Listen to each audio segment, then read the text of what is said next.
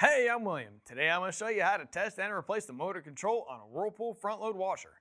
The motor control is what it sounds like. It controls the speed and direction of the washer's motor so it works correctly during the wash cycle. You might need to change out this part if it failed testing or has been damaged. Now before we get started, take a second to like this video and subscribe to our channel to see more guides that can help you make other appliance repairs yourself. Thanks for your support. With over 2 million products in stock and the know-how to help you do it yourself, we are AppliancePartsPros.com.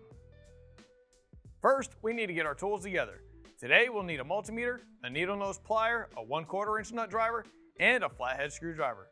Also, please remember that safety comes first. Always disconnect your washer by unplugging it or switching the breaker off before starting any work on it. While you're at it, go ahead and turn off the water supply. Let's jump in.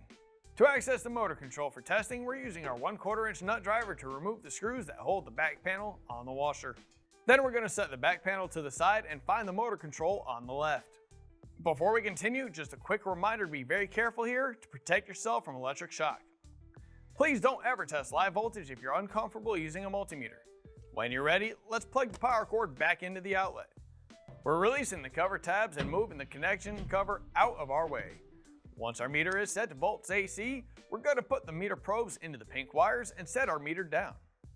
Now we're continuing the spin cycle and looking at our meter.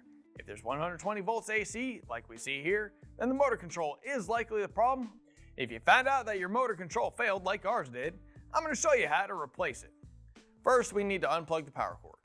The stator wires have a retainer securing it to the control housing where needle nose pliers will be used to remove it.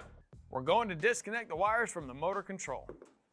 Then we can push up on the locking tab at the bottom of the motor control facing us and slide it to the rear of the washer so we can lift it up and out. Here's the old motor control and here's the new one. If you've already got one, great. If not, you can pick one up at AppliancePartsPros.com. We need to insert the motor control into the slots and push it forward until it locks.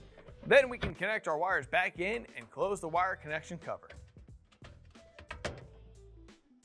Now we're going to secure the back panel with the 1/4 inch screws.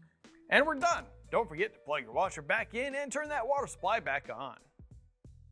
You made it to the end! Great job and thanks for joining us today. Be sure to let us know how the repair went in the comments below. And if you still need a replacement motor control, grab your model number and head over to AppliancePartsPros.com to order one. Orders typically arrive in just a few days. And while you're here, don't forget to like this video and subscribe to our channel. We have plenty more troubleshooting and repair videos, plus all the parts you need to do it yourself at AppliancePartsPros.com. Thanks for your support, and we'll see you next time.